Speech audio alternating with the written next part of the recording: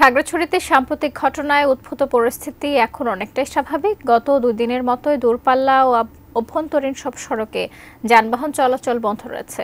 এদিকে এখনো ফিরতে পারছে না সাজেকে আটকা পড়া পর্যটকরা। খাগড়াছড়ির চেঙ্গি ব্রিজ এলাকা থেকে জানিয়েছেন প্রতিনিধি আবু দাউদ। আমি এখন দাঁড়িয়ে আছি খাগড়াছড়ি শহর থেকে 2 কিলোমিটার দূরে চেঙ্গি ব্রিজ এলাকায়।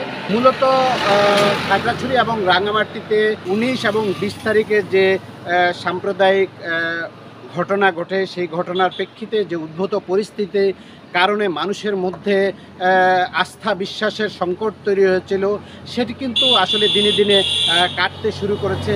এখানকার পরিবেশ অনেকটাই স্বাভাবিক এবং শান্ত হয়ে আসতে শুরু করেছে, মানুষের মধ্যে আস্থা ফিরে আসতে শুরু করেছে।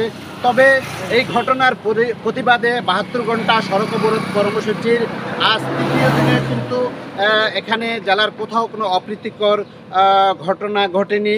এখন পর্যন্ত যতটুকু খবর নিয়ে দেখেছি, জেলার 8 উপজেলাতেই পরিবেশ শান্ত রয়েছে। তবে দূরপাল্লার যানবাহন চলাচল করছে না, ভারী কোনো যানবাহন চলছে না। শুধুমাত্র শহরতলির কাছাকাছি কিছু হালকা যানবাহন চলাচল করতে আমরা দেখছি। এদিকে সড়ক অবরোধ কর্মসূচির কারণে যেসব পর্যটকরা দেশের অন্যতম পর্যটন কেন্দ্র সাজেকে আটকা পড়েছেন, তারা কিন্তু এখনো ফিরতে পারেননি। শিয়া বাটার ও ভিটামিন ই সমৃদ্ধ lily glam beauty soap. Lily, always beautiful. আজকে তাদেরকে ফিরিয়ে আনার জন্য প্রশাসনিকভাবে চেষ্টা করা হচ্ছে, আমরা যতটুকু জানতে পেরেছি।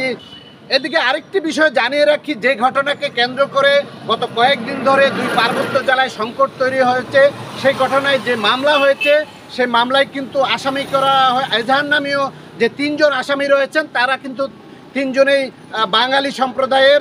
এছাড়া 12 জন অজ্ঞাতনামা আসামি করেছে, তাদের মধ্যে পাহাড়ি এবং বাঙালি রয়েছে বলে খাগড়াছড়ি সদর থানার অফিসার ইনচার্জ আব্দুল বাতেন মৃধা জানিয়েছেন। এই ছিল খাগড়াছড়ির সড়ক অবরোধ কর্মসূচির সর্বশেষ।